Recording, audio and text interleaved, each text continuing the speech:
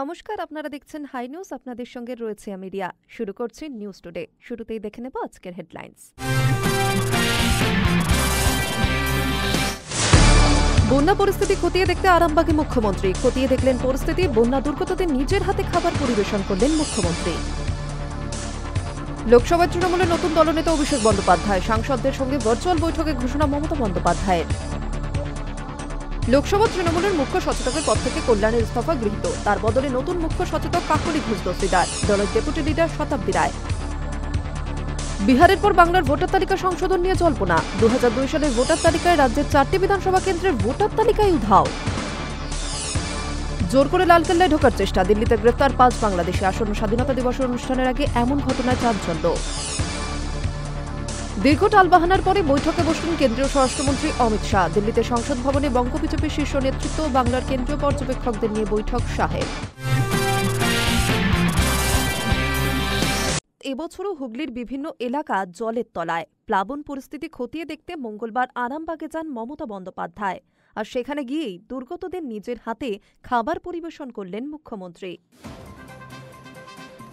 নিম্নচাপের বৃষ্টি, ডিভিসি ছাড়া জলে প্লাবিত বহু এলাকা। বিভিন্ন জেলায় তৈরি হয়েছে বন্যা পরিস্থিতি। প্রতি বছরের মতো এবছরও হুগলির বিভিন্ন এলাকা জলের তলায়। প্লাবন পরিস্থিতি খতিয়ে দেখতে মঙ্গলবার আরামবাগে যান মমতা। কলকাতা থেকে সড়কপথে তিনি পৌঁছান। সেখানে গোঘাটের এক ত্রাণ শিবিরে নিজের হাতে দুর্গতদের খাবার পরিবেশন করলেন মুখ্যমন্ত্রী। সারি দিয়ে বসে আছেন বন্যা দুর্গতরা। সামনে তাদের শাল পাতার থালা। সেই থালাতেই বালতি থেকে খিচুড়ি পরিবেশন করছেন মুখ্যমন্ত্রী মমতা বন্দ্যোপাধ্যায়। শুধু খিচুড়ি নয়, বন্যা দুর্গতদের জন্য আরও কিছু খাবারের পদের ব্যবস্থাও ছিল। সেই সব পদও নিজের হাতে পরিবেশন করলেন মুখ্যমন্ত্রী। তাকে এভাবে কাছে পেয়ে আপ্লুত অনেকে। কেউ কেউ আবার নিজেদের পরিস্থিতির কথা মুখ্যমন্ত্রীকেও জানান। ওই ত্রাণ শিবির থেকে মমতা যাবেন কামারপুকুরে।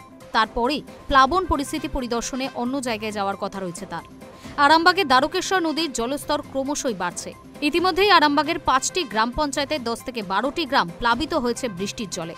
খানাকুলের 4টি গ্রাম পঞ্চায়েতের 20 থেকে 22টি গ্রামের বিস্তীর্ণ এলাকা জলমগ্ন।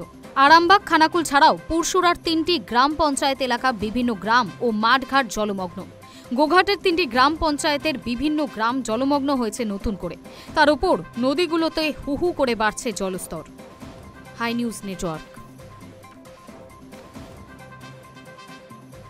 গৃহীত কল্যাণ বন্দ্যোপাধ্যায়ের ইস্তফাপত্র। লোকসভা তৃণমূলের মুখ্য সচেতকের পদ থেকে ইস্তফা দেন কল্যাণ। তার বদলে নতুন মুখ্য সচেতক হলেন কাকলি ঘোষ দস্তিদার। 24 ঘন্টা পেরোতে না পেরোতেই গৃহীত হল কল্যাণ বন্দ্যোপাধ্যায়ের ইস্তফাপত্র। লোকসভায় তৃণমূলের মুখ্য সচেতকের পদ থেকে দায়িত্ব ছাড়তে চেয়ে সোমবার বিকেলেই পদত্যাগপত্র পাঠিয়েছিলেন। মঙ্গলবার দুপুরেই তা গ্রহণ করেছেন তৃণমূলের সংসদীয় দলের চেয়ারপারসন মমতা বন্দ্যোপাধ্যায়। তৃণমূল কংগ্রেসের তরফে সোশ্যাল মিডিয়ায় পোস্ট করে এই খবর নিশ্চিত করা হয়েছে। কল্যাণ বন্দ্যোপাধ্যায়ের বদলে এখন লোকসভা দলের নতুন মুখ্য সচেতকের দায়িত্ব দেওয়া হয়েছে বারাসাতের দীর্ঘদিনের সাংসদ ডক্টর কাকলি ঘোষ দস্তিদারকে। পাশাপাশি কাকলি ঘোষ দস্তিদারের ছেড়ে যাওয়া পদ অর্থাৎ লোকসভায় উপদলনেতা বা ডেপুটি লিডার হয়েছেন বীরভূমের তারকা সাংসদ শতাব্দী রায়। তৃণমূলের এক্স হ্যান্ডেলে জানানো হয়েছে দ্রুত এই নির্দেশ কার্যকর করতে হবে। আসলে কৃষ্ণনগরের সাংসদ মহুয়া মৈত্রের সঙ্গে শ্রীরামপুরের বর্ষিয়ান সাংসদ কল্যাণ বন্দ্যোপাধ্যায়ের সাম্প্রতিক কাদা ছোড়াছুড়ি বিতর্কের জেরেই লোকসভায় দলের দায়িত্ব থেকে কল্যাণ অব্যাহতি চেয়েছেন বলে মত রাজনৈতিক মহলের বড় অংশের। তার মূল আপত্তি, লোকসভায় দলের হয়ে যাবতীয় কাজ সামলান তিনি, অথচ কৃতিত্ব নিয়ে যান ইংরেজি বলা সুন্দরী সাংসদ। ঘনিষ্ঠ মহলে এই নিয়ে অভিমানের কথা প্রকাশ করে সোমবার বিকেলে লোকসভায় তৃণমূলের মুখ্য সচেতকের পদ ছাড়তে চেয়ে ইস্তফা পেশ করেন কল্যাণ বন্দ্যোপাধ্যায়। তার কথায়, আমি চিফ হুইপ ছিলাম। যদি সমন্বয়ের সমস্যা হয়ে থাকে তাহলে আমার থাকার দরকার কি? আমি ইস্তফা দিচ্ছি। কেউ লোকসভায় আসবেন না, তার দায় আমাকে নিতে হবে। কাকলিকে বলেছি আমাকে পিছনের দিকে বসতে দিও। যদিও কল্যাণ বন্দ্যোপাধ্যায়ের অভিমান ভাঙাতে আসরে নেমেছেন দলের সর্বভারতীয় সাধারণ সম্পাদক অভিষেক বন্দ্যোপাধ্যায়। আগামী 7ই আগস্ট শ্রীরামপুরের সাংসদকে বৈঠকে ডেকেছিলেন তিনি, কিন্তু তার আগেই কল্যাণ বন্দ্যোপাধ্যায়ের ইস্তফা গ্রহণ করেছে সংসদীয় দলের চেয়ারপারসন মমতা বন্দ্যোপাধ্যায়। কল্যাণের বদলে এবার লোকসভায় তৃণমূলের মুখ্য সচেতকের দায়িত্ব দেওয়া হয়েছে কাকলি ঘোষ দস্তিদারকে। তার দলের নির্দেশ পেয়ে মঙ্গলবার থেকেই দায়িত্ব পালন শুরু করে দিয়েছেন কাকুলি দেবী। অন্যদিকে কাকলি ঘোষ দস্তিদারের দায়িত্ব বদল হওয়ায় সেই জায়গায় এসেছেন শতাব্দী রায়। তিনি এখন লোকসভায় ডেপুটি দলনেতা। Hi News Network. চলতি বছর রাজ্য জুড়ে বর্ষার দাপট চোখে পড়ার মতো। টানা 1 মাসের বেশি সময় ধরে বৃষ্টি পুরুলিয়ায়। লাগাতার এই বৃষ্টিতে মাথায় হাত মৃৎশিল্পীদের। বৃষ্টির জেরে প্রতিমা তৈরির কাঁচামালের দাম বাড়ছে লাফিয়ে লাফিয়ে। ফলে দুর্গা প্রতিমা তো দুরস্ত, মনসা তৈরিতেও নাজেহাল মৃৎশিল্পীরা। টানা 1 মাসের বেশি সময় ধরে পুরুলিয়ায় বৃষ্টি। লাগাতার বৃষ্টিতে মাথায় হাত মৃৎশিল্পীদের। ধারাবাহিক বৃষ্টির জেরে প্রতিমা তৈরির কাঁচামালের দামও লাফিয়ে লাফিয়ে বাড়ছে। টান পড়ছে মূলধনে। জোড়া ফলাও সমস্যায় জেরবার মৃৎশিল্পীরা। দুর্গা প্রতিমা তো দুরস্ত, টানা বৃষ্টিতে মনসা প্রতিমা তৈরিতেই বেগ পেতে হচ্ছে এই শিল্পীদের। জুন জুলাই মাসে পুরুলিয়ায় স্বাভাবিক বৃষ্টিপাতের পরিমাণ 551.40 মিলিমিটার। সেই জায়গায় ওই 2 মাসে পুরুলিয়ায় বৃষ্টি হয়েছে 1049.55 মিলিমিটার। প্রায় 90% বেশি বৃষ্টিতে মনসা পুজোতে নাজেহাল জেলার মৃৎশিল্পীরা। আগামী 17 আগস্ট মনসা পুজো। জঙ্গলমহলের এই জেলায় এই পুজো অন্যতম বৃহৎ উৎসব। পুজোর পরদিন শুধুমাত্র বলিদানের মাংস খাওয়ার জন্য এই জেলা অলিখিত বন্ধ থাকে। কিন্তু সাবেক মানভূমের সেই বৃহৎ উৎসবে মাথায় হাত মৃৎশিল্পীদের। মৃৎশিল্পীদের দাবি, এমন বৃষ্টিতে এই জেলায় 10 বছরের রেকর্ড এবার ভেঙে গিয়েছে। বৃষ্টির জন্য কাঁচামালের দাম এত বেড়ে গিয়েছে যে সমস্যায় পড়তে হচ্ছে। বরাত এলেও মূলধনে টান পড়ায় সবচেয়ে সমস্যা হয়েছে। পাশাপাশি মনসা পুজোর সময় যারা 80 থেকে 90টি প্রতিমা তৈরি করেন, তারা এবার 40 থেকে 60টির বেশি প্রতিমার বরাত নেননি। গরুর গাড়িতে করে নিয়ে আসা মাটির দাম যেমন বেড়ে গিয়েছে, তেমনই বেড়েছে খড়ের দাম। আগে 500 টাকাতেই 1 গরুর গাড়ি মাটি মিলত, কিন্তু এবার আর বৃষ্টিতে তা হচ্ছে না। 900 থেকে 1000 টাকা নিতে হচ্ছে। গত বছর 1 কিলো খড় বিক্রি হচ্ছে 1 টাকা 25 পয়সা দরে, এবার 3.5 টাকা কিলো। যে দড়ি 95 টাকা কেজিতে বিক্রি হতো, সেই দড়ির দাম এবার 140 টাকা। পুরনো একটি শাড়ির দাম ছিল 20 টাকা, এখন তা বেড়ে হয়েছে 30 টাকা।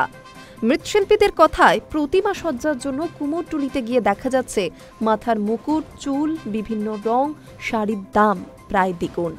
আসলে এই জিনিসগুলি যে এলাকায় তৈরি হয় সেখানে জলমগ্ন, তাই এমন দাম বেড়ে গিয়েছে। এখন তাদের আবেদন, এই দুঃখ দুর্দশা যদি প্রশাসন বোঝে তবেই অনেকটা উপকৃত হবেন তারা। High News network. ভোটার তালিকা প্রকাশ করতে গিয়ে বিপাকে নির্বাচন কমিশন। বিহারের পর বাংলায় হবে ভোটার তালিকা সংশোধন। বেশ কিছুদিন ধরেই এই জল্পনা শুরু হয়েছে।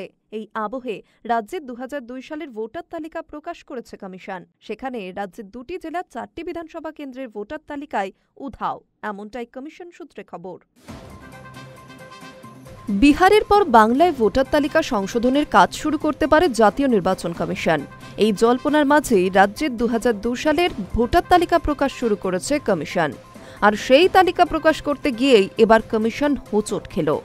রাজ্যের 2টি জেলার 4টি বিধানসভা কেন্দ্রের 2002 সালের ভোটার তালিকায় খুঁজে পাওয়া যাচ্ছে না, এমনটাই কমিশন সূত্রে জানা যাচ্ছে।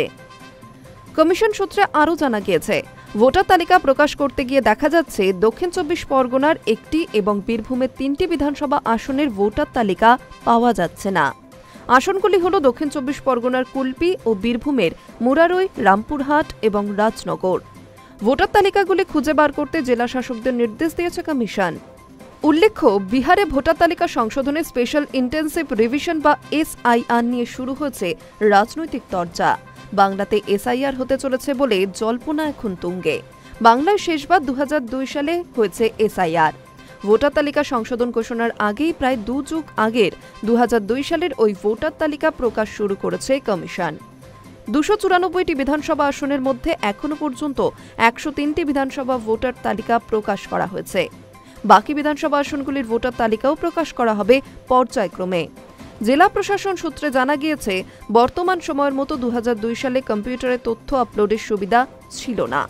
ফলে ভোটার তালিকা এখন কোথায় রয়েছে তা পাওয়াও যাচ্ছে না। সেগুলি খুঁজে বার করার চেষ্টা হচ্ছে। কমিশন সূত্রে খবর, ওই ভোটার তালিকা না পেলে 2003 সালের খসড়া ভোটার তালিকার উপর নির্ভর করতে হবে কমিশনকে। Hi News Network. দিল্লিতে গ্রেফতার ৫ বাংলাদেশি। দিল্লি পুলিশের দাবি, মঙ্গলবার সকালে ওই ৫ বাংলাদেশি অনুপ্রবেশকারী জোর করে লালকেল্লায় ঢোকার চেষ্টা করেন। তখনই তাদের গ্রেফতার করা হয়। আসন্ন স্বাধীনতা দিবসের অনুষ্ঠানের আগে কড়া নিরাপত্তায় মহড়া চলছে লালকেল্লায়, আর তার মাঝেই এই ঘটনা ছড়িয়েছে চাঞ্চল্য। ভাষা সংঘাতের মধ্যে দিল্লিতে গ্রেফতার ৫ বাংলাদেশি। দিল্লি পুলিশের দাবি, মঙ্গলবার সকালে ওই ৫ বাংলাদেশি অনুপ্রবেশকারী জোর করে লালকেল্লায় ঢোকার চেষ্টা করেন। তখনই তাদের গ্রেফতার করা হয়। তাদের কাছ থেকে বাংলাদেশি নথি মিলেছে বলেও দাবি দিল্লি পুলিশের। ৫ জনই রাজধানীতে শ্রমিকের কাজ করতেন। আসন্ন স্বাধীনতা দিবসের অনুষ্ঠানের জন্য কড়া নিরাপত্তায় মহড়া চলছে লালকেল্লায়, আর সেই সময়ে এমন ঘটনায় চাঞ্চল্য ছড়িয়েছে। এক পুলিশ কর্তা জানিয়েছে, লালকেল্লায় অ্যাক্সেস কন্ট্রোল পয়েন্টের কাছে মোতায়েন পুলিশের একটি দল গ্রেফতার করেছে ৫ বাংলাদেশি অনুপ্রবেশকারীকে। অভিযুক্তদের বয়স ২০ থেকে ২৫ বছরের মধ্যে। তাদের কাছে লালকেল্লায় ঢোকার বৈধ কাগজ ছিল না, অন্য কোনো নথিও দেখাতে পারেননি তারা। ভারতে অবৈধভাবে থাকছিলেন ৫ ব্যক্তি। পুলিশ কর্তার দাবি, তারা সকলেই অনুপ্রবেশকারী, জোর করে লালকেল্লা প্রাঙ্গণে প্রবেশের চেষ্টা করছিলেন। ডিসিপি রাজা ভাটিয়া জানান, ৪ আগস্ট সকালে লালকেল্লার কাছ থেকে সন্দেহজনক ৫ ব্যক্তিকে আটক করা হয়েছে। তাদের জিজ্ঞাসাবাদ করা হচ্ছে। জানা গিয়েছে ৪-৫ মাস আগে তারা অবৈধ উপায়ে ভারতে প্রবেশ করেন। ভাটিয়া বলেন, তারা দাবি করছে জানতো না যে ১৫ই জুলাই থেকে লালকেল্লা জনসাধারণের জন্য বন্ধ রয়েছে। তাদের কাছ থেকে বাংলাদেশের নথি উদ্ধার হয়েছে, তবে জিজ্ঞাসাবাদের সময় কোনো সন্দেহজনক জিনিস উদ্ধার হয়নি, তেমন কার্যকলাপ প্রকাশ পায়নি। পুলিশ সূত্রে জানা গিয়েছে, কেন্দ্রীয় তদন্তকারী এজেন্সি ৫ বাংলাদেশি অনুপ্রবেশকারীকে জিজ্ঞাসাবাদ করেছে। তাদের বাংলাদেশে ফেরত পাঠানোর প্রক্রিয়া শুরু হয়েছে। Hi News Network. পাকিস্তানের পরমাণু ব্ল্যাকমেল সহ্য করবে না ভারত। অপারেশন সিন্দুরের পর এই হুঁশিয়ারি আগেই দেওয়া হয়েছিল মোদী সরকারের তরফে। মঙ্গলবার সংসদে এনডিএ সংসদীয় বৈঠকে সেনাকে কুর্নিশ জানিয়ে পাস হল এই সংক্রান্ত প্রস্তাব। একই সঙ্গে অপারেশন সিন্দুরের সাফল্যে প্রধানমন্ত্রী নরেন্দ্র মোদীকে সম্বর্ধনা জানালেন এনডিএ শিবিরের নেতৃত্বরা। ২২ এপ্রিল পেহেলগাঁও হামলার পর পাকিস্তানকে শিক্ষা দিতে ৬ থেকে ৭ই মে অপারেশন সিন্দুর শুরু করে সেনা। সেই হামলায় গুড়িয়ে দেওয়া হয় পাকিস্তান এবং পাক অধিকৃত কাশ্মীরের ৯ জঙ্গি ঘাঁটি। হামলায় মৃত্যু হয় শতাধিক জঙ্গির। পাকিস্তানকে মুখের মতো জবাব দেওয়া সেই অভিযানকে মোদী সরকারের বিরাট সাফল্য হিসেবে তুলে ধরতে কোনো কসুর করেনি সরকার। সংসদের পাশাপাশি বিজেপি নেতাদের ভাষণে বারবার ধরা পড়েছে সেই সাফল্যের কথা। মঙ্গলবার এনডিএর বৈঠকেও তার ব্যতিক্রম হল না। প্রধানমন্ত্রীর বৈঠকে প্রবেশ করার পরই সিন্দুরের সাফল্যে উচ্ছ্বসিত প্রশংসা করে মোদীর গলায় মালা পরান রাজনাথ সিং। অভিনন্দন জানান বাকি নেতৃত্বরা। সিন্দুর সাফল্যে বৈঠকে করতালি ও হর হর মহাদেব স্লোগানে অভ্যর্থনা জানানো হয় প্রধানমন্ত্রীকে। প্রস্তাব পাশ করানো হয়, ভারত কোনো পারমাণবিক ব্ল্যাকমেল সহ্য করবে না। প্রয়োজনে পারমাণবিক ব্ল্যাকমেলের আড়ালে গড়ে ওঠা জঙ্গি ঘাঁটি অতীতের মতো আবারও ভারত সুনির্দিষ্ট এবং চূড়ান্ত আঘাত হানবে। নিজের ভাষণে চেনা ছকে বিরোধীদের নিশানা করতেও ছাড়েননি প্রধানমন্ত্রী। বিরোধীদের হই হট্টগোলের জন্য বাদল অধিবেশনে এবার একটিও বিল পাশ করানো যায়নি। বিশেষ নিবিড় সংশোধন বা এসআইআর ইস্যুতে বিরোধী শিবির অযথা সংসদে বিশৃঙ্খলা করছে বলে অভিযোগ করেন প্রধানমন্ত্রী। তিনি বলেন, এমন বিরোধী দল কোথায় আছে যারা নিজের পায়ে নিজেই কুড়ুল মারে। এদিকে দেশের উপরাষ্ট্রপতি পদ থেকে সম্প্রতি ইস্তফা দিয়েছেন জগদীপ ধনকর। তার শূন্যস্থান পূরণ করতে শীঘ্রই হতে চলেছে নির্বাচন। এদিনের বৈঠকে সেই বিষয়েও আলোচনা হয়। কাকে এই পদে প্রার্থী করা হবে, নির্বাচনে এনডিএ শিবিরের লোকবল নিয়ে বিশদে কথাবার্তা হয় প্রধানমন্ত্রীর উপস্থিতিতে। শুধু তাই নয়, বৈঠকে ভাষণ দিতে গিয়ে এনডিএ সরকারের সাফল্যের কথা তুলে ধরেন প্রধানমন্ত্রী। সেই সাফল্যে বিশেষভাবে জায়গা দেওয়া হয় জম্মু ও কাশ্মীরের ৩৭০ ধারা বাতিল ও রাম মন্দিরের ভিত্তিপ্রস্তর স্থাপন নিয়ে। Hi News Network. টানা বৃষ্টির জেরে উত্তরপ্রদেশের ১৭ জেলায় বন্যা পরিস্থিতি সৃষ্টি হয়েছে। সবচেয়ে খারাপ পরিস্থিতি বারাণসী এবং প্রয়াগরাজে। বুধবার পর্যন্ত বারাণসীতে সমস্ত স্কুল বন্ধ রাখার নির্দেশ দেওয়া হয়েছে সরকারের তরফে। টানা বৃষ্টির জেরে উত্তরপ্রদেশের ১৭ জেলায় বন্যা পরিস্থিতি সৃষ্টি হয়েছে। কোথাও কোথাও নদীগুলি আবার বিপদসীমার উপর দিয়ে বইছে। তবে সবচেয়ে খারাপ পরিস্থিতি বারাণসী এবং প্রয়াগরাজের। বুধবার পর্যন্ত বারাণসীতে সমস্ত স্কুল বন্ধ রাখার নির্দেশ দেওয়া হয়েছে। সোমবার থেকেই বারাণসীর নিচু এলাকাগুলিতে গঙ্গার জলের স্তর বেড়েছে। আরও বৃষ্টি হলে পরিস্থিতি যে আরও খারাপ হবে সেই আতঙ্কেই ভুগছেন স্থানীয়রা। লাগাতার বৃষ্টির জেরে গঙ্গার জলস্তর বিপদসীমা ছুঁয়ে ফেলেছে বারাণসী ও প্রয়াগরাজে। এই পরিস্থিতিতে কোনো অপ্রীতিকর ঘটনা যাতে না ঘটে তাই গঙ্গার ঘাটগুলিতে নজরদারি চালানো হচ্ছে। গঙ্গায় ফেরি চলাচল সাময়িকভাবে বন্ধ রাখার নির্দেশ দেওয়া হয়েছে। বারাণসীর অলিতে গলিতে গঙ্গার জল ঢুকে পড়েছে। নোমঘাট অশস্যী ঘাট ডুবে গিয়েছে। বসতি এলাকাগুলিতে জল ঢুকে পড়ায় নৌকা করে উদ্ধার কাজ চালানো হচ্ছে। প্রশাসন সূত্রের খবর, গঙ্গা ছাড়াও যমুনা এবং বেতোয়ার মতো নদীগুলি ফুলে ফেপে উঠেছে। কোথাও কোথাও জলস্তর বিপদসীমা ছাড়িয়ে গিয়েছে। বারাণসী প্রয়াগরাজ ছাড়াও মির্জাপুর, গাজীপুর, বালিয়া, অরাইয়া, কল্পি, হামিরপুর এবং বান্দায় নদীর জলস্তর বাড়তে থাকায় আতঙ্ক বেড়েছে। কেন্দ্রীয় জল কমিশনের রিপোর্ট বলছে, সোমবার গঙ্গার জলস্তর ছিল ৭২.০৫ মিটার, ঘণ্টায় ০.৫ সেন্টিমিটার করে জলস্তর বাড়ছে। বিপদসীমা হল ৭১.২৬ মিটার, সেই সীমাও ছাড়িয়ে গিয়েছে। মুখ্যমন্ত্রী যোগী আদিত্যনাথ প্লাবিত জেলাগুলিতে নজরদারি এবং ত্রাণ কাজ চালানোর জন্য ১১টি দল গঠন করেছেন। তিনি স্পষ্ট জানিয়ে দিয়েছেন, ত্রাণ এবং উদ্ধার কাজ নিয়ে কোনো রকম গাফিলতি সহ্য করা হবে না। জেলাশাসক, পুলিশ সুপার এবং মুখ্য স্বাস্থ্য আধিকারিক এবং প্রশাসনিক আধিকারিকদের সর্বক্ষণ সতর্ক থাকতে এবং নজরদারি চালানোর নির্দেশ দেওয়া হয়েছে। মৌসুম ভবন জানিয়েছে, মঙ্গলবারেও ভারী বৃষ্টি হবে রাজ্যের বেশ কয়েকটি জেলায়, ফলে পরিস্থিতি আরও ঘোরালো হতে পারে। রাজ্যে ইতিমধ্যে বৃষ্টি এবং বন্যা পরিস্থিতিতে ১২ জনের মৃত্যু হয়েছে। Hi News Network. গতকাল দেখিয়েছিলাম ঘাটালের জলমগ্ন এলাকার এক করুণ ছবি। আজ দেখাবো আরও একটি ছবি।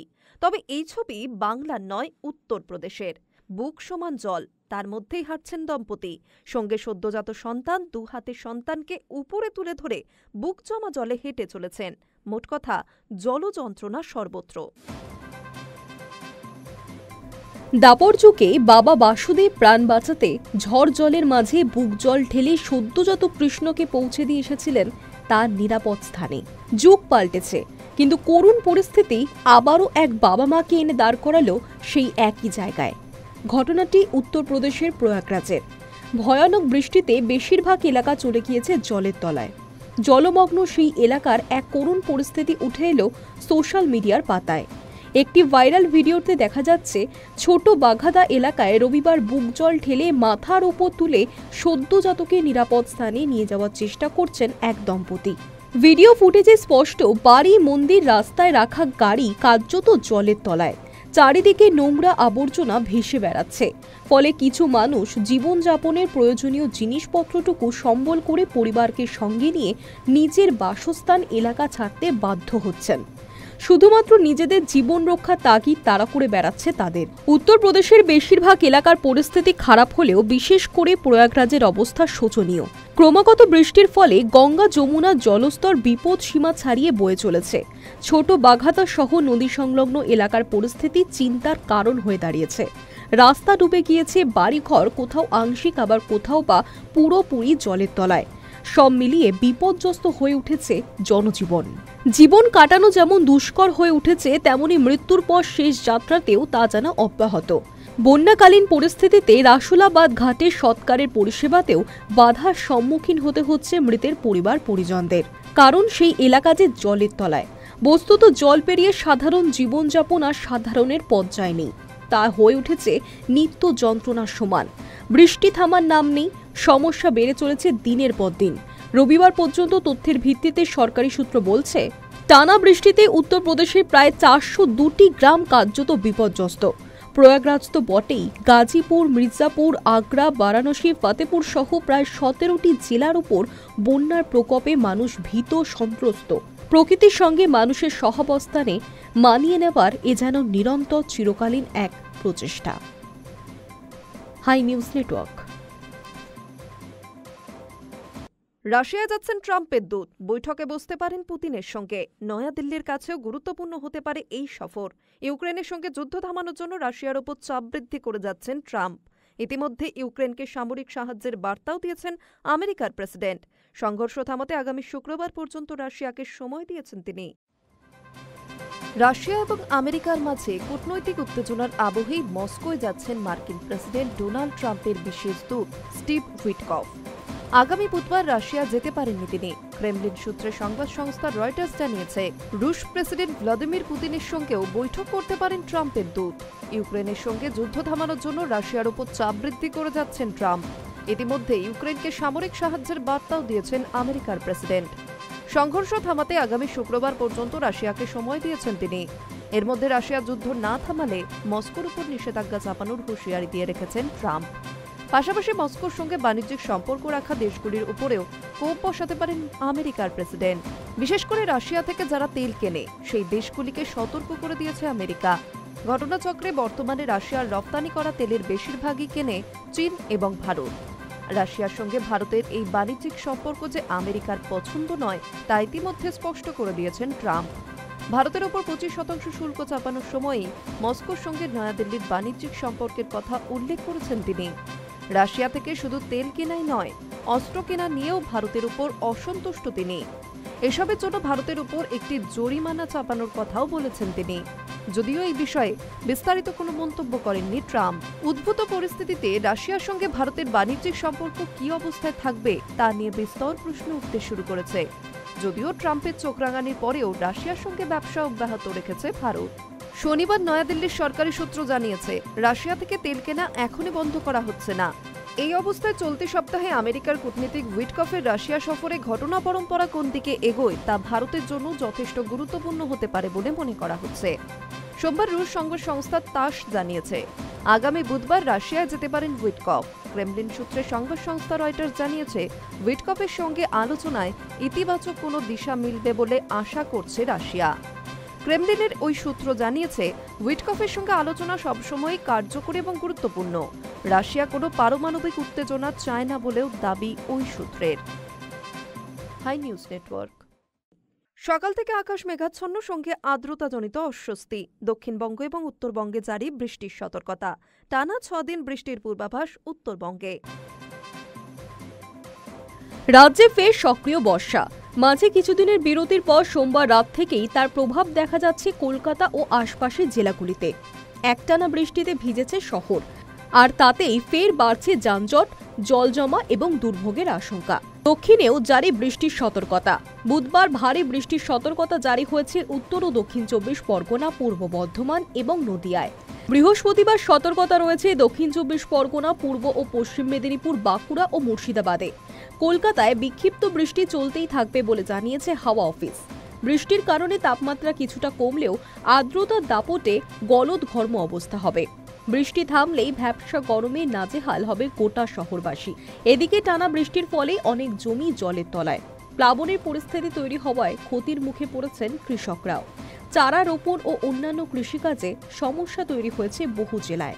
শুধু দক্ষিণবঙ্গই নয়, উত্তরবঙ্গেও টানা 6 দিনের বৃষ্টির পূর্বাভাস রয়েছে। আলিপুর আবহাওয়া দফতরের পূর্বাভাস বলছে, উত্তরবঙ্গের প্রায় সব জেলাতেই আগামী 6 দিন ভারী থেকে অতি ভারী বৃষ্টির সম্ভাবনা রয়েছে। জলপাইগুড়ি, আলিপুরদুয়ার, কোচবিহার, দার্জিলিং, কালিম্পং, উত্তর ও দক্ষিণ দিনাজপুর সহ একাধিক জেলা জলমগ্ন হতে পারে। Hi News network.